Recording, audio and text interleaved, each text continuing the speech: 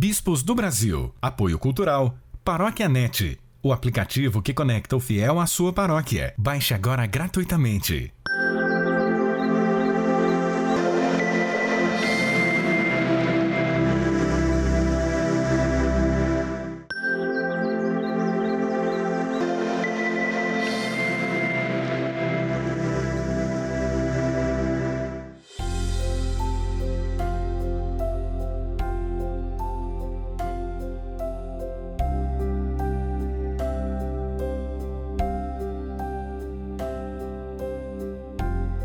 Olá, eu sou Everton Barbosa, da rede Evangelizar de Televisão para todo o Brasil. E hoje, no nosso programa Bispos do Brasil, eu converso com Dom Sérgio Aparecido Colombo, Bispo de Bragança Paulista, São Paulo. Dom Sérgio, muito obrigado por nos receber nesta bela igreja, a Igreja do Rosário. Imagino que é um patrimônio cultural da cidade. Com certeza, é um patrimônio. O povo tem um carinho muito grande por essa igreja, procura conservá-la, né? Ela foi construída pelo primeiro bispo diocesano há quase 100 anos para ser a capela particular dele. E, com certeza, com o passar do tempo, foi se tornando uma capela da igreja catedral. Todos os domingos temos aqui 3 missas durante a semana também. É muito querida do povo. Muito bem preservada. Um patrimônio religioso, não faz muito tempo que ela foi totalmente restaurada e ainda continua a sua restauração agora da parte externa. Estamos fazendo aí alguns reparos, sobretudo uniformizando novamente o seu aspecto exterior, que estava bastante deteriorado, refazendo algumas partes, porque havia um desplacamento do reboco. Então, até você encontrar um reboco que vai condizer com o tempo de construção, depois criar aquela harmonia toda, é uma coisa que vem lá dos alicerces, né? Então, nós estamos fazendo esse trabalho já. Mas o povo tem muito carinho por essa igreja. Que bom. Eu também sempre estou aqui, celebro aqui também na medida em que Dom Sérgio, o senhor foi nomeado bispo de Bragança Paulista em 2010. Antes estava em Paranavaí e antes em São Carlos. Eu fui nomeado bispo em 2002. 2001. Fui ordenado em 2002. E fui ser bispo auxiliar em São Carlos. Bispo auxiliar de Dom Joviano. Lá eu fiquei 2 anos como bispo auxiliar, praticamente, residindo na cidade de Jaú. E depois de 2 anos é que eu fui transferido para Paranavaí, 2004, onde eu fiquei até 2009. 2009 eu vim para Bragança Paulista. Dia 6 eu assumi o ministério episcopal aqui na Diocese de Bragança Paulista, e estou até hoje. 2009, não 2010. 2009. Portanto, 2 anos praticamente para Paranavaí, 6 anos, 2 anos em São Carlos, 6 anos em Paranavaí, e este já é o meu 13º ano aqui em Bragança Paulista. O senhor é natural de São Paulo? Sou natural do estado de São Paulo, de uma pequenina cidade, hoje não tão pequenina assim, chamada Cajubi. Ali próximo de Olímpia, próximo de Barretos, né? Hoje a Cajubi é diocese de Barretos. Quando eu era criança, era diocese de Jaboticabal. Quando dividiu a diocese, Cajubi foi para Barretos. Mas eu vim de Cajubi com 6 anos e meio de idade para Americana. Minha família veio para Americana tentar uma vida melhor, né? Onde meu pai, então, enfim, nós nos estabelecemos. E meu pai, durante todo esse tempo, foi operário. Depois eu também fui operário na cidade americana. Estudei o grupo escolar naquele tempo. O senhor trabalhou com o quê? Eu trabalhei com oficina mecânica. Trabalhei 5 anos na mesma indústria que meu pai trabalhava, uma multinacional chamada Fibra, Fiação Brasileira de Rayon. Aí eu trabalhei durante 5 anos, meu pai já trabalhava na adolescência. Meu pai trabalhou quase 30 anos nessa empresa, não é? E lá eu comecei varrendo o chão da oficina mecânica da empresa. Depois eu fui para o escritório. Eu já tinha 14 para 15 anos. E depois eu fui sentindo esse chamado acentuado para a vocação, né, para ser padre.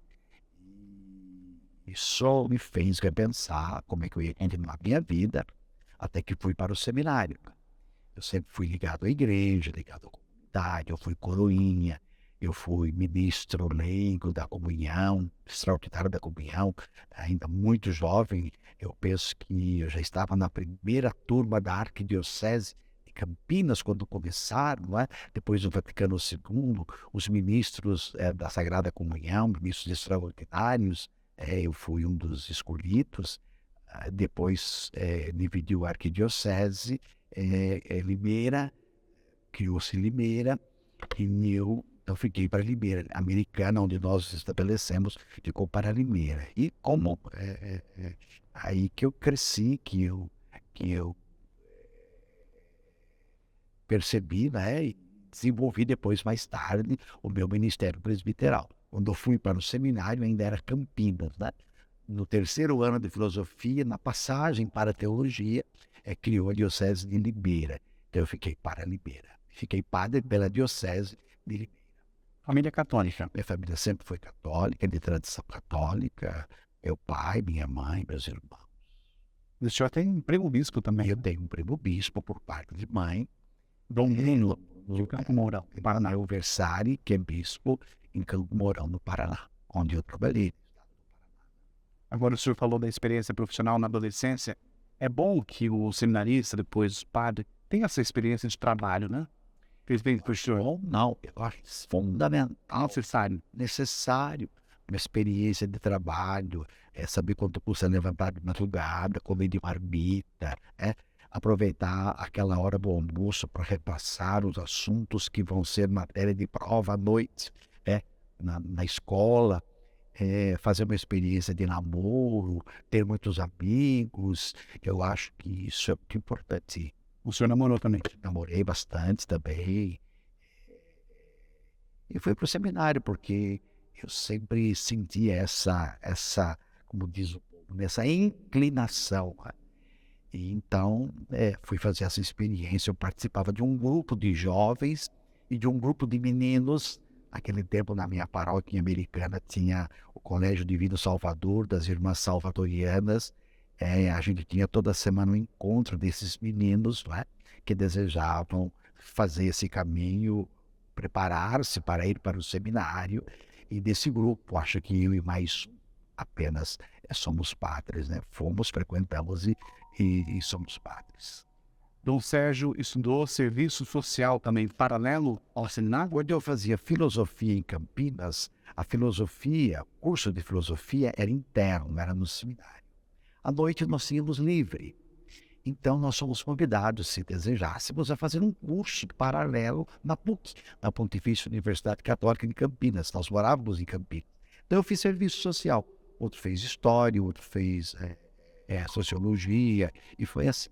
Certamente o estudo de serviço social deu ao senhor uma visão diferenciada sobre a nossa realidade. Foi muito bom fazer o curso de serviço social, não é? Porque você entrou numa universidade, conviveu com pessoas, várias compreensões da realidade, da própria questão social, religiosa, política, econômica. Eu fiz vários estágios como aluno do serviço social, e depois, claro, segui a teologia. Não exerci nunca o serviço social, né? Mas foi um tempo muito bom, sobretudo a convivência com a universidade, né? Dom Sérgio, o senhor é natural de São Paulo, foi bispo aqui em São Paulo, depois no Paraná, voltou à Presidência Paulista agora, né, ao estado de São Paulo. O senhor tem familiares aqui perto? A minha família está em Americana, né? Há 3 anos eu perdi o meu pai. A minha mãe agora, ela é americana, que também está bastante debilitada, fragilizada por questões de saúde. A minha irmã, casada, mora em Nova Odessa, muito próximo ali, e tem um irmão também que mora com a minha mãe. Então, essa é a minha família. Tem um sobrinho, um único sobrinho, que está se preparando para casar agora em novembro também, que é formado em física. É bom que o bispo fique perto de seus familiares? É bom que o bispo fique perto dos seus familiares. Aliás, eu sempre dizia ao múcio apostólico, aliás, disse 2 vezes, quando ele me perguntou se eu estava contente no Paraná, eu disse que estava, mas se me pensasse a minha pessoa para um outro lugar para trabalhar, eu gostaria de voltar para São Paulo para ficar mais próximo da minha família, porque meus pais já eram de uma certa idade e eu sou o filho mais velho. Então eu tenho uma certa responsabilidade. E foi tão bom porque, de repente, eu fui transferido para cá. Eu recebi um telefonema dizendo que a Diocese de Bragança Paulista estava precisando do meu trabalho, do meu ministério, e eu vim para cá. E daqui até a minha casa, que é Americana, é 1h30. É diferente do que daqui no Paraná. E o bispo pode pedir isso ao nosso, não? Olha, Tem essa a liberdade? gente é bispo para servir a igreja, onde for preciso. Mas, você está bem? Estou bem. Gostaria de... Quer sair? Eu nunca disse que eu queria sair. Eu disse que quando fosse possível, eu gostaria de voltar para São Paulo, né? E deu certo, porque eu era muito amigo do bispo daqui, que era Dom Bruno, né? E depois Dom José Maria. E eu tenho certeza que Dom Bruno, que foi arcebispo em Campinas, foi alguém também que, olha, Dom Sérgio queria voltar aqui para a região de Campinas, está faltando bispo, está precisando de um bispo lá para Bragança Paulista, e foi o que aconteceu. Eu já era muito conhecido aqui na região, pelos bispos, pela igreja toda. O bispo emérito aqui mora onde? O bispo emérito daqui, Dom José, mora na França, em Pontoise. Ele renunciou à diocese e foi para lá e trabalha lá na catedral, junto com o bispo titular de Pontoise. Está muito bem. Que bom. Bom, Sérgio, como padre, no decorrer dos estudos, o senhor estudou parapsicologia e religião. O que levou a estudar essa área? Não, parapsicologia e religião fazia parte do currículo de teologia. Então, nós estudamos 1 ano de parapsicologia e religião por conta do currículo. Foi aí que eu me interessei bastante por parapsicologia. Depois que eu fiquei padre, eu fui convidado a fazer um curso que o padre Quevedo proporcionava pelo CLAP, Centro Latino-Americano de Parapsicologia, lá na avenida, na Anhanguera, né? Pela Via Anhanguera, ali perto de São Paulo, já na casa dos jesuítas. Então, todo ano, todo mês de janeiro, 2 semanas de curso de parapsicologia com o padre Quevedo. E o meu pároco lá de Americana, padre Isaías, que já é falecido, me convidou uma vez, eu fui, gostei muito, acabei fazendo mais 2 vezes o mesmo curso. Era um curso para padres? Curso para padres, para leigos, para Aberto. quem desejasse, né? Curso bastante puxado e foi quem me ajudou muito, inclusive, sobretudo no ministério pastoral, né? Para saber tratar as pessoas, saber ter um pouco de discernimento, o que é de fundo emocional, o que é de fundo psíquico, o que é de fundo espiritual, o tipo de orientação que você pode dar para as pessoas. Foi algo que me ajudou bastante. Padre Quevedo foi muito conhecido, muito famoso. Padre Quevedo conhecido internacionalmente por conta da sua sabedoria, um cientista nessa área, né? E ao mesmo tempo alguém de profunda fé, alguém de muito respeito à igreja, alguém que sempre se interessou em ajudar a igreja nessa perspectiva. Mas também com algumas críticas. Sim, setoriais. claro, uma pessoa do naipe de Padre Quevedo, com a sabedoria do Padre Quevedo, alguém que sempre questiona, critica, propõe um modo diferente de ver e de compreender as coisas, é alguém que sempre é criticado, né? E as suas posições, por exemplo, em relação ao demônio, né? Eu nunca vi o Padre Quevedo dizer que não havia demônio. Eles existem. Deixe os demônios onde eles estão. Vamos cuidar das pessoas. Né? Hoje, tudo aquilo que a gente não consegue explicar, sobretudo do ponto de vista religioso, a gente acaba atribuindo ao demônio. Precisa ver se realmente isso é obra do demônio. também tem uma série de questões de investigação, de conhecimento, né?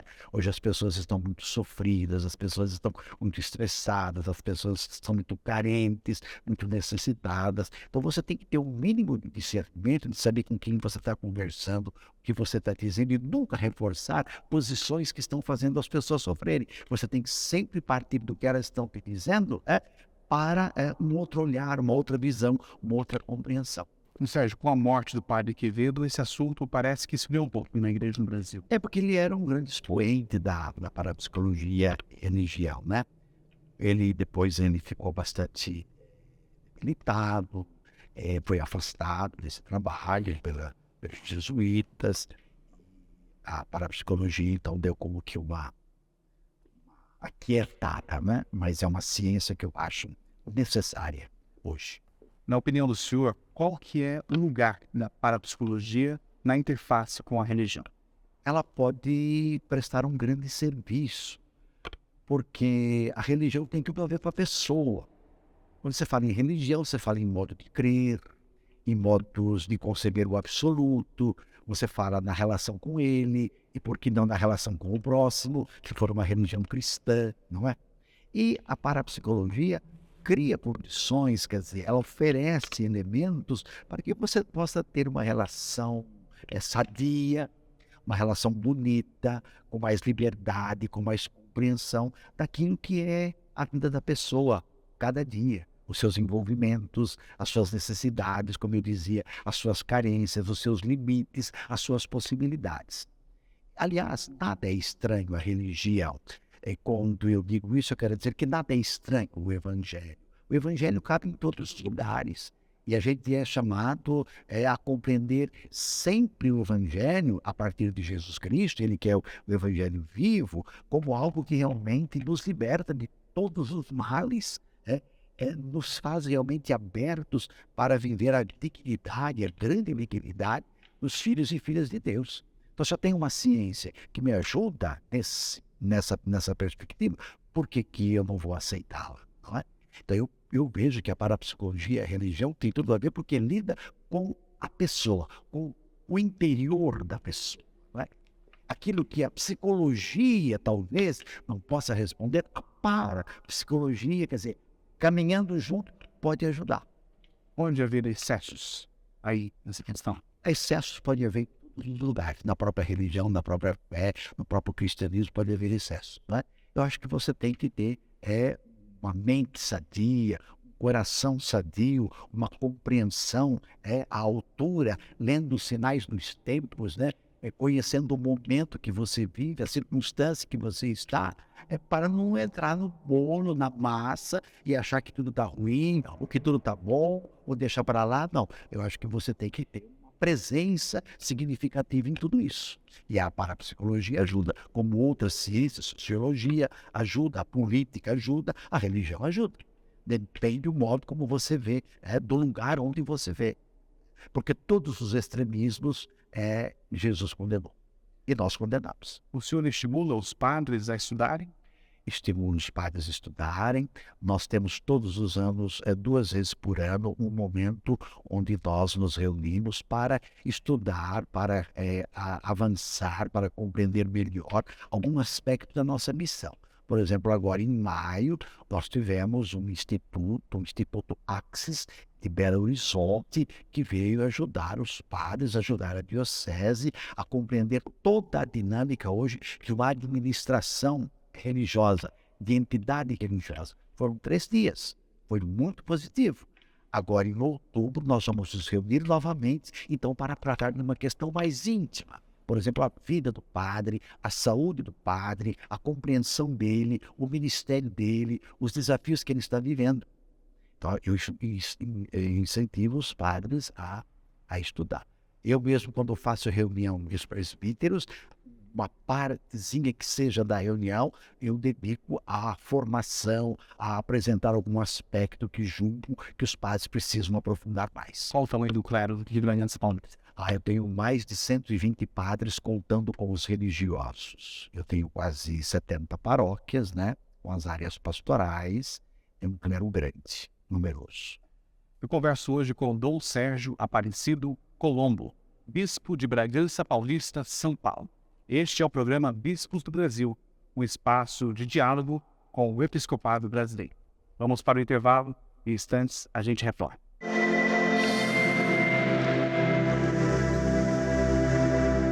O Paróquia.net é um aplicativo que conecta você fiel à sua paróquia. Com o Paróquia.net, você pode devolver seu dízimo e realizar suas doações e ofertas. E todas as operações com a praticidade do Pix ou via cartão de crédito de maneira prática e segura, visualizar os avisos paroquiais, consultar horários e avisos de missa e acessar a liturgia diária. Nunca foi tão fácil ter a sua paróquia na palma das mãos. Baixe gratuitamente na sua loja de aplicativos. Paróquia.net, o aplicativo que conecta o fiel à sua paróquia.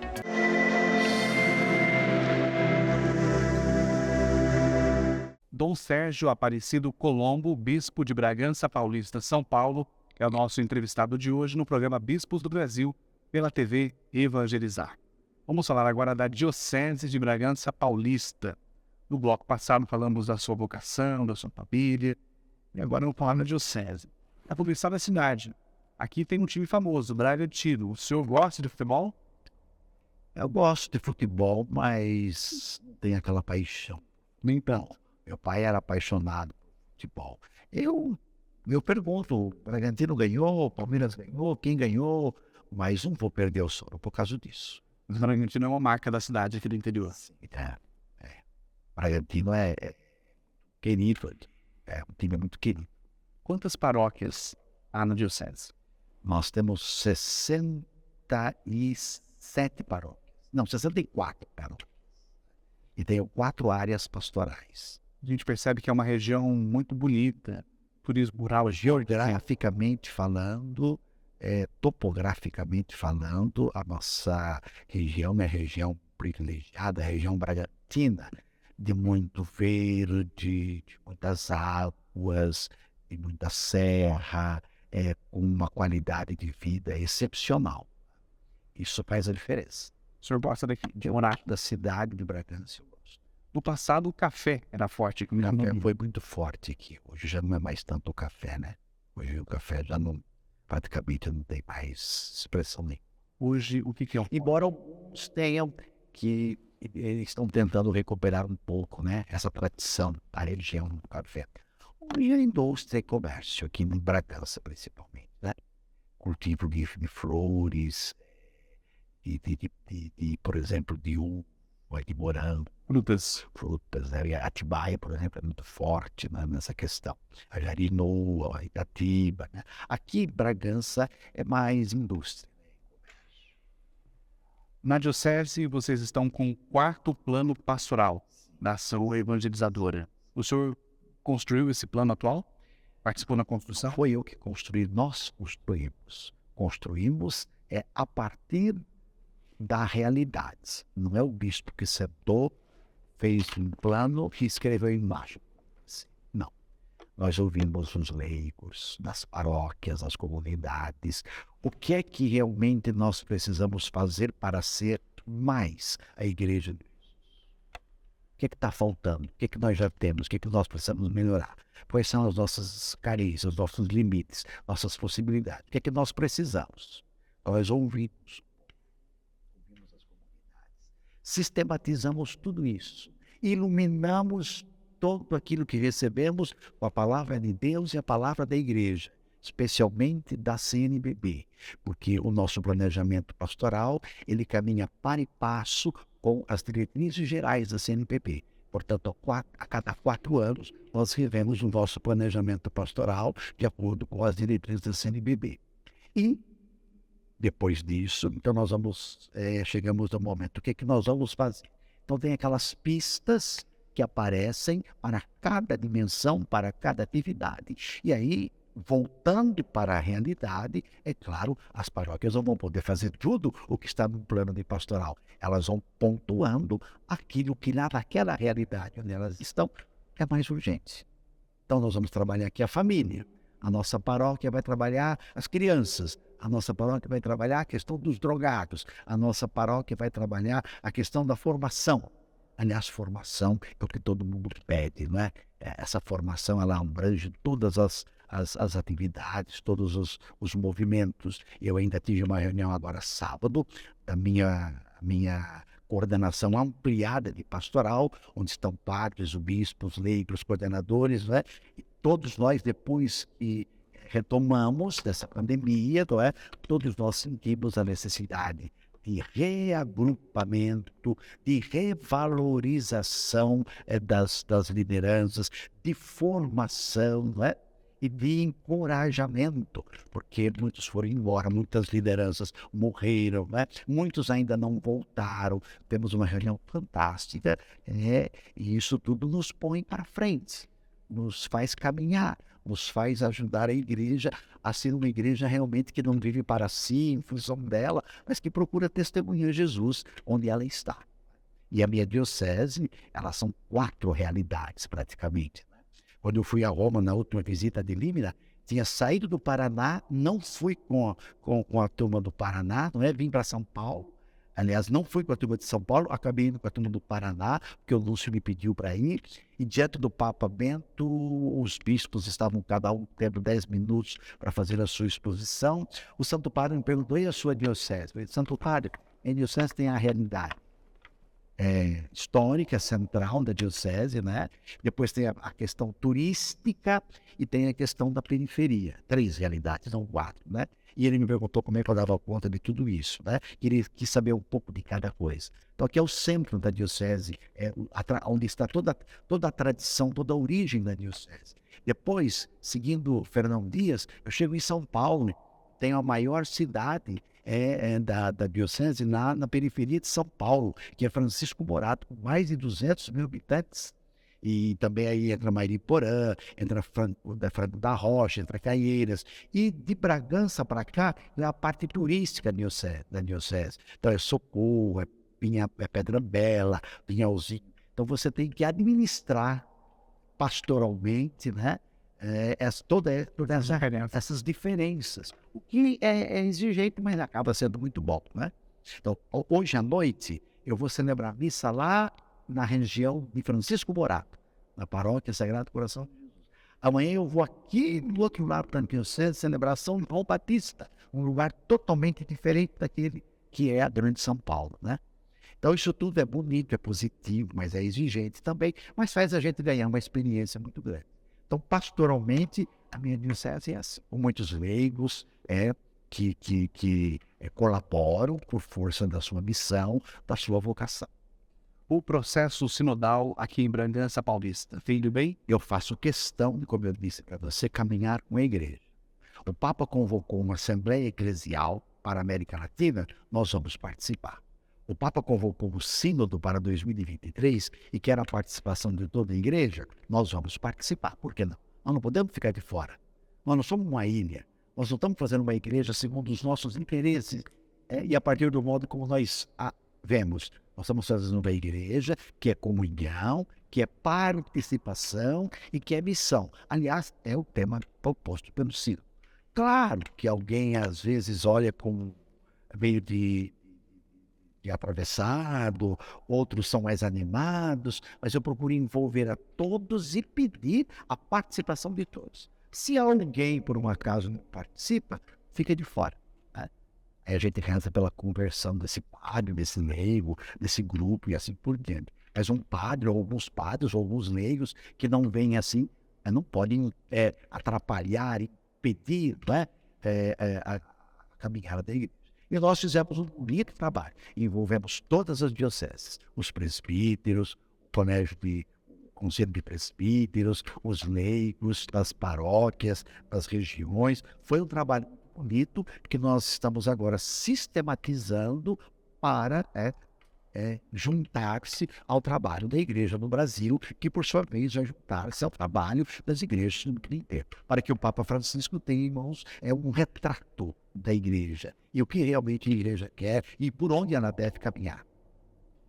Então, Sérgio, o Papa Francisco quer isso mesmo, ouvir a igreja, o povo de Deus e a sociedade, que está fora da igreja também. A gente percebe que em alguns lugares há uma lentidão para esse processo. Aqui, pelo entusiasmo do senhor também, a gente já vê um vigor, uma diocese vigorosa que tem promovido com eficácia o processo sinodal. Agora, o que a gente tem percebido em vários ambientes eclesiais que a gente transita é que o povo de Deus quer que a igreja caminhe com os movimentos pastorais de uma forma orgânica, organizada, sinodal, internamente, e claro que com a sociedade, mas os grupos internos muitas vezes não estão articulados, unidos, estão sobrepostos, alguns subjugados, né? E eu quero fazer essa introdução para trazer aqui, no caso do senhor em Bragança Paulista, uma realidade pastoral, que é a presença de um grupo que em alguns ambientes é muito questionado, que são os arautos do Evangelho. Aqui eles têm uma casa-mãe e uma inserção pastoral muito forte. E recentemente o senhor foi a público falar sobre os arautos, né? defender os arautos. E em algumas dioceses eles não são aceitos. Eu gostaria que o senhor contextualizasse, por exemplo, a presença de uma pastoral, de uma congregação em uma diocese, qual que é o papel dela com a igreja sinodal e para o senhor dizer qual que é o trabalho pastoral dos arautos aqui em Bragança Paulista. Se o movimento da igreja está afinado com a evangelização da igreja, ele é sempre bem-vindo. Se ele é um movimento voltado mais para ele mesmo, a gente tem que trabalhar para integrá-lo, tá? E esse processo é o processo de escuta. Alguns, mas é sino do Papa quer escutar. Escutar o quê? Primeiro o Espírito Santo. Ouvir o que o Espírito tem a dizer à igreja. Livro do Apocalipse. Ouvir. E aí, ouvindo o Espírito Santo, nós vamos necessariamente ouvir, ver, tomar conhecimento do que está acontecendo ao nosso redor. É o que o Vaticano II dizia, os sinais dos tempos. Como é que eu vou evangelizar ignorando os sinais dos tempos? Como é que eu vou evangelizar ignorando a fome, ignorando a violência, ignorando o ódio, ignorando as polarizações, sobretudo nos últimos tempos, políticas? Como é que eu vou evangelizar dizendo Deus acima de tudo e não me interessando pelo bem do povo que sofre, pelo povo que está carente? Tá? Então nós temos que trabalhar para integrar, para aproximar. Quanto aos arautos do Evangelho, quando eu cheguei, eles já estavam aqui. Então, eu preciso ter bem claro isso. Eles chegaram antes de mim. Tá? Aí, eles têm uma paróquia. Na paróquia dos arautos, nenhuma família que tem um doente fica sem a visita do padre. Nenhuma criança fica sem a primeira comunhão. Nenhum jovem fica sem crismar. Nenhum casal fica sem casar. Ninguém fica sem assistência econômica, se for o caso. Agora, os arautos, eles têm todo um ritmo de vida, uma concepção na sua organização. E eles são de direito pontifício. Os padres, as irmãs e os leigos. Agora, eles têm toda uma disciplina que você poderia dizer, bom, mas para os tempos de hoje, pode-se questionar essa disciplina, pode-se questionar esse modo de rezar, este modo de se apresentar, este modo de se vestir, não é? Que às vezes causa um pouco assim, de estranheza. Mas é o estilo deles, é a compreensão deles. Você vê outras ordens religiosas, outros movimentos religiosos com as suas características, e acho que isso não é o mais importante. O mais importante se todos estão querendo construir uma igreja que na diferença aponta para a unidade. E eu nunca tive, bispo de Bragança, dificuldade com os arautos. Claro, eu respeito o modo de eles compreenderem a igreja, como eles respeitam o modo de eu compreender a igreja e assim por diante. Não é? E eu digo sempre, qual é o problema dos arautos? Onde que eles estão errando? Então nós vamos dizer, vocês estão errando aqui e aqui vocês precisam mudar. Porque de suposições, que fez isso, que fez aquilo, que está fazendo aquele outro, isso é suposição. Então a igreja, estou falando, tem que chegar e dizer, olha, vocês precisam mudar aqui, aqui e aqui. E isso, de certo modo, já está acontecendo. Isso é o papel do bispo diocesano? Papel daquele que o Papa escolheu para acompanhá-los, que no nosso caso é o cardeal Damasceno Assis. Mas o bispo acaba fazendo isso também? O cardeal Damasceno é uma espécie de superior geral, não é? Que acompanha, a pedido do Papa, os arautos do Evangelho, para ver realmente o que é possível fazer para que eles tenham, né, a sua estadia na igreja. Comigo, a mim pertence os que estão aqui, dentro do território da minha diocese. E dentro do território da minha diocese, eu não tenho problemas com os arautos. Nunca tive problema. Né? Então, se eles fazem alguma coisa que desagrada a igreja, que desagrada o grupo, a igreja é plural. Deus é plural, não é aquela coisa enquadrada. Não é? Agora, se eles estão fazendo alguma coisa que a igreja não quer que eles façam, que não está de acordo com a índole da igreja, a igreja diga a eles para não fazer. Agora, o senhor acha que o processo sinodal, esse processo do sínodo convocado pelo Santo Padre, ele pode ajudar nisso tudo? Incluindo os arautos e outras congregações, eu penso que pode. outras expressões religiosas? Se é um processo sinodal, se é um processo de escuta, nós vamos nos escutar uns aos outros, como diz o Papa, para quê? Para melhorar. Você precisa melhorar aqui, você precisa melhorar ali, eu preciso melhorar neste aspecto. Né? Claro que a igreja vai sempre ser diferente. Os grupos são desde quando a igreja começou. Desde o seminário que Jesus constituiu. Pedro não era igual a Judas, que não era igual João e assim por diante, sabe? Tinha lá suas diferenças. Nós temos que conviver com essas diferenças. Então, isso muitas vezes muitas pessoas não entendem. Mas por que são assim? Porque são assim. Estão fazendo um caminho. Eu acho que esse é o maior desafio, você saber trabalhar com essas pessoas, falar com elas, chamá-las, ouvi-las, perguntar o que elas querem, saber o que elas estão pensando. E eu, nesse sentido, eu já vou crismar lá, eu já ordenei muitos padres lá, já ordenei muitos diáconos. Eles me têm em alta conta, tudo que a diocese pede, eles estão presentes. Agora, eles têm um jeito de ser, que é o jeito deles. Você vai nas minhas paróquias, cada padre tem um jeito.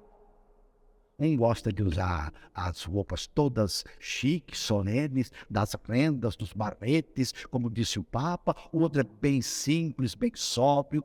E eu tenho que conviver com essas diferenças.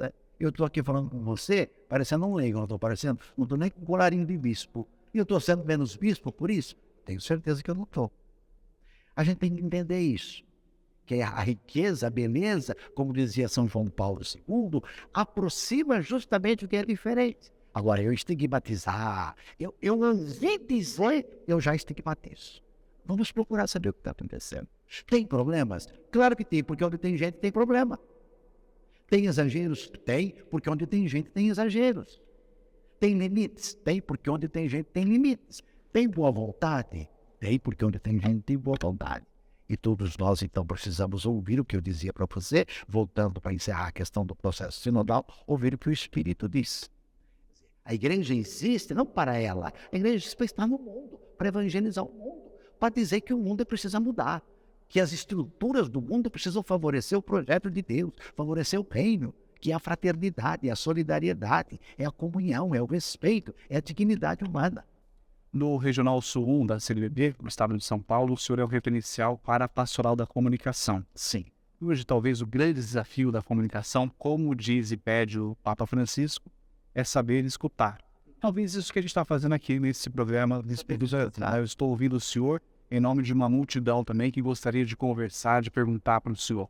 A gente precisa de mais espaços de diálogo. Com certeza, nesse sentido, o Papa acertou de cheio. Nós precisamos nos ouvir uns aos outros, ouvindo juntos o Espírito, para que a igreja possa dar um testemunho credível. E espaços de qualidade de escuta. De qualidade de escuta, dos processos evangelizatórios, porque são muitas as demandas, não é verdade? O que eu percebo, Dom Sérgio, nessas crises que a gente acompanha na igreja no mundo do Brasil, é que a gente só fica sabendo do escândalo ou do problema na mídia secular. E a gente carece de espaços de verbalização e escuta católicos. E talvez esse seja o caminho. O senhor concorda? Eu penso que as redes de televisão, podem televisão agora, elas podem prestar um grande serviço. Fazer o que vocês estão fazendo, por exemplo, chamar um bispo, chamar um padre, chamar uma comunidade, fazer uma roda de conversa com os dirigentes dos laudos do Evangelho. Eles estão lá em Maringá. Se não estou enganado, eles fizeram um grande mosteiro, fizeram? Sim. Então, chama, põe um dia, reúne essa gente. Como é que vocês fizeram isso? Qual a finalidade disso? Tem uma dificuldade? Está tendo algum comentário? Vamos chamar o pessoal e vamos conversar. Não adianta você jogar pedra. Agora, a gente precisa saber a serviço de quem a gente está. Qual é o projeto que nos envolve e que realmente toma conta de nós? As televisões católicas ou os meios de comunicação católicos, eles estão a serviço de quem? Deles, para fortalecê-los ou a serviço da igreja? Eu penso que os meios católicos de comunicação poderiam estar muito mais afinados com o Papa Francisco, que é bastante questionado, e ser questionado não é ruim. Ele pode ser questionado, mas ele é o Papa. Ele é o sucessor dos apóstolos. Ele é o sucessor de Pedro. Na igreja, nada sem Pedro. Olha aí. E vão ter medo de se entregar e ouvir. Por exemplo, CNBB.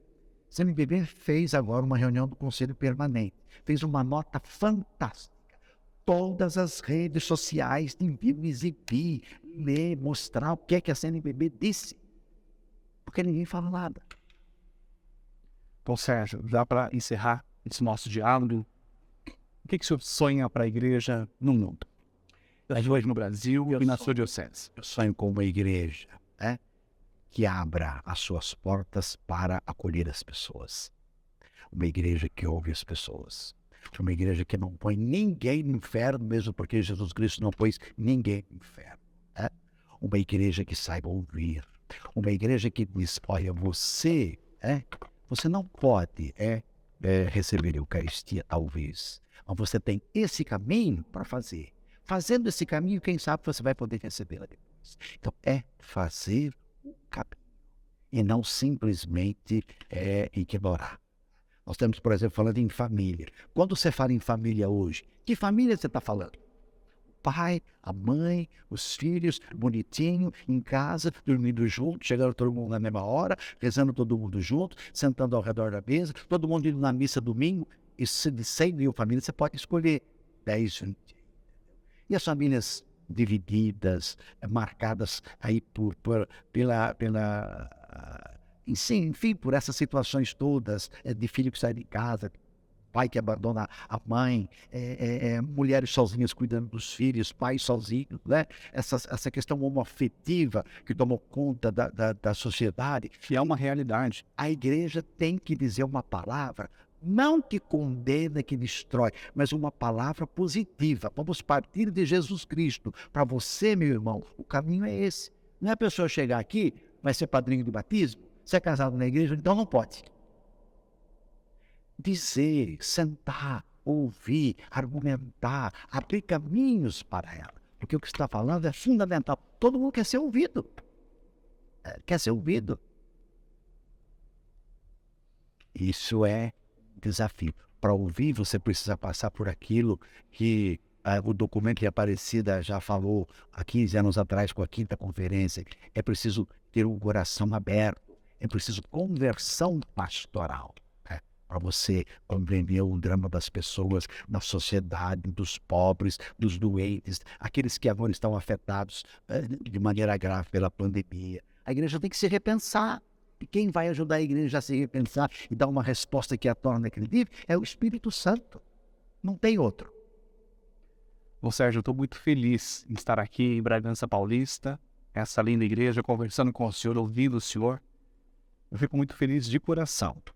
Até porque eu preciso confessar uma coisa para o senhor. Já fiz isso em outras entrevistas também. Quando a gente vai entrevistar um bispo, a gente pesquisa, a gente busca na internet referências, né? Quem ele é, como é que ele pensa. Se fala muito, se fala pouco, enfim. Daí o que me disseram sobre o senhor era o seguinte: olha, o Sérgio fala muito pouco, ele é muito objetivo. Então você tem que ter muitas perguntas para que a entrevista renda. Eu confesso que foi totalmente o contrário. O senhor é muito simpático, muito entusiasmado com a evangelização, e isso me faz muito feliz neste momento. Cumprido o nosso papel aqui de espaço de diálogo com o episcopado brasileiro. Parabéns pela sua caminhada pastoral, que Deus abençoe o senhor e a sua bênção. Muito obrigado por essa oportunidade. o meu abraço ao Paraná. Ao Brasil. Eu aprendi muito lá no Paraná, né? Lá foi um desafio, eu fiquei com muito medo quando eu cheguei, mas chorei para sair de lá, né? Fiz um trabalho, assim, uma união de envolvimento com as pessoas muito grande, até que eu vou fazer férias no Paraná, lá em Luanda. Né?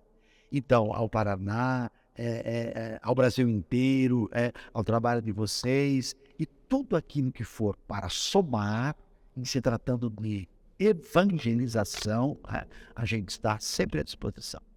A sua bênção, por favor. Muito obrigado, e que por intercessão de Nossa Senhora do Rosário, nós estamos na casa dela, aqui, né, sob esse título tão bonito, desça a vocês, a TV Evangelizar, a Rede Evangelizar, e a todo o nosso povo, o mundo inteiro nesta hora tão sofrida, a bênção de Deus Todo-Poderoso, Pai, Filho, Espírito Santo. Amém. Obrigado, Dom Sérgio Aparecido Colombo, Bispo de Bragança Paulista, São Paulo. E você pode rever essa e outras entrevistas no canal da TV Evangelizar no YouTube. Muito obrigado e até a próxima.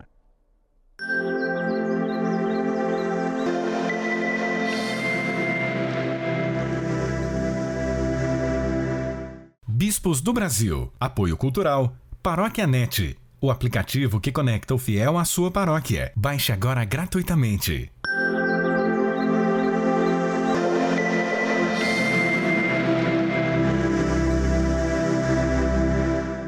O Paróquia NET é um aplicativo que conecta você fiel à sua paróquia.